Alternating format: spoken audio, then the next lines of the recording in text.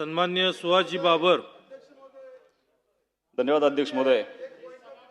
अध्यक्ष महोदय, 293च्या विरोधी पक्षाच्या प्रस्तावावरती माझं मत व्यक्त करण्यासाठी संधी दिली त्याबद्दल मी तुमचं मनापासून अभिनंदन करतो. मी माझ्या मनोगताच्या सुरुवातीला संपूर्ण मतदारसंघाच्या वतीनं आपल्या या महायुती सरकारचं अभिनंदन करेन.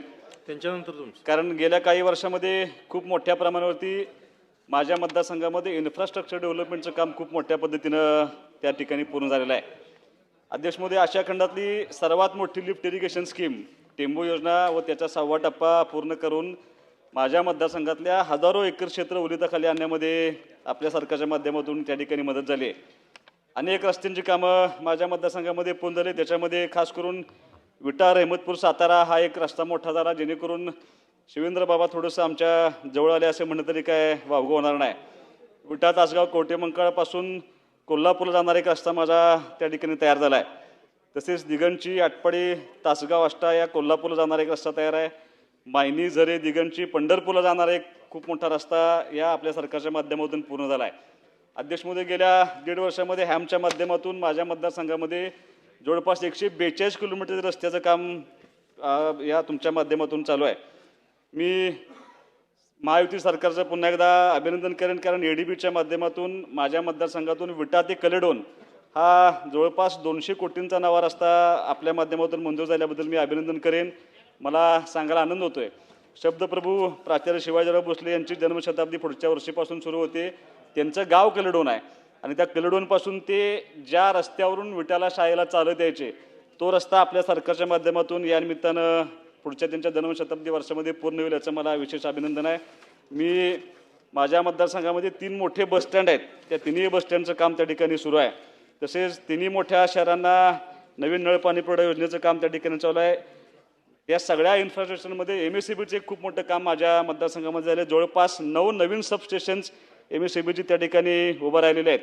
आणि मी खास करून आपले मुख्यमंत्री आदरणीय देवाभाऊंचं मनापासून अभिनंदन करेन, शिंदे साहेबांचं मनापासून अभिनंदन करेन, सुनीताताईंचं अभिनंदन करेन की माझ्या मतदारसंघामध्ये खूप मोठ्या प्रमाणावरती सोलरच्या माध्यमातून शासनाच्या माध्यमातून सगळे सबस्टेशन्स हे सोलरला कन्वर्ट होऊन जवळपास 70% शेतकऱ्यांना ही शेतीसाठी दिवसा त्या ठिकाणी वीज मिळते. त्याबद्दल मी तुमच्या मनापासून अभिनंदन करेन. अध्यक्ष महोदय, फक्त काही लोकांच्या अपेक्षा आहेत ते तुमच्या माध्यमातून समोर ठेवणं माझी जबाबदारी आहे. अध्यक्ष महोदय, बऱ्याचदा आपण नवीन कनेक्शन न दिल्यामुळे काही ठिकाणी बरेचदा विजेची चोरी केली जाते. आकडे टाकून घेणाऱ्यांची वीज घेणाऱ्यांची संख्या खूप मोठ्या प्रमाणात वाढलेली आहे. त्यामुळं ट्रान्सफॉर्मर फेल्युअरचं प्रमाण खूप मोठ्या पद्धतीने झालं आहे. आणि मला शासनाला विनंती करायची आहे की माझ्या मतदारसंघामध्ये जे 63चे कॅपॅसिटीचे ट्रान्सफॉर्मर आहेत ते सगळे 100च्या कॅपॅसिटीचे ट्रान्सफॉर्मर करून देणं खूप आवश्यक आहे. त्यासाठी शासनानं निधी देणं आवश्यक आहे, कारण शासनाकडं 20% लोड वाढलेल्याचा पण एक त्यांच्याकडे रिपोर्ट त्या ठिकाणी सबमिट झालेला आहे. अध्यक्ष महोदय, स्मार्ट मीटरच्या बाबतीमध्ये माझं मत व्यक्त करत असताना केंद्र शासनाकडून व राज्य शासनाकडून जी स्मार्ट मीटर बसवणं बंधनकारक केले. कालच माझ्या मतदारसंघातील दिगंची गावामध्ये ह्या महावितरण विरोधात खूप मोठं आंदोलन झालं आणि त्या आंदोलनामध्ये लोकांचा रोष थोडासा समोर आला. आणि माझी तुम्हाला विनंती आहे की आपल्या माध्यमातून महावितरण कंपनीकडून स्मार्ट मीटर जे सॅम्पल केलं जातं ते सॅम्पल करणं खूप सांगितलं जातं फक्त की सॅम्पल केलं आहे, पण तसं सॅम्पल फक्त कागदावरती केलं असं माझं मत आहे. माझी तुम्हाला विनंती आहे की त्या महावितरण कंपनीच्या माध्यमातून 5 ते 10 स्मार्ट मीटर हे प्रत्येक गावामध्ये सॅम्पल बसवावं, त्याचं माहिती सरपंच व गावकरण करून द्यावी अशी माझी तुम्हाला विनंती आहे.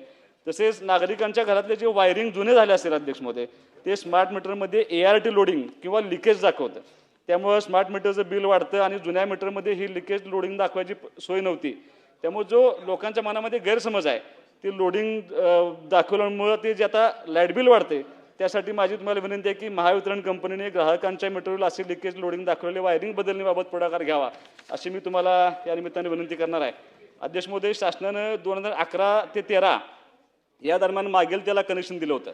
त्या दरम्यान सांगली जिल्ह्यातील जवळपास 4000 लोकांना कनेक्शन दिली गेली होती आणि ती सगळी कनेक्शन केबलवरती दिली होती. त्यामुळे माझी तुम्हाला विनंती आहे की त्या ठिकाणी अशा परिस्थितीमध्ये धोका निर्माण होतो, त्यासाठी शासनानं ह्या सगळ्या कनेक्शनना लाईन टाकून आणि त्या ठिकाणी नवीन ॲडिशनल ट्रान्सफर करून त्या ठिकाणी कनेक्शन द्यावं अशी माझी विनंती आहे.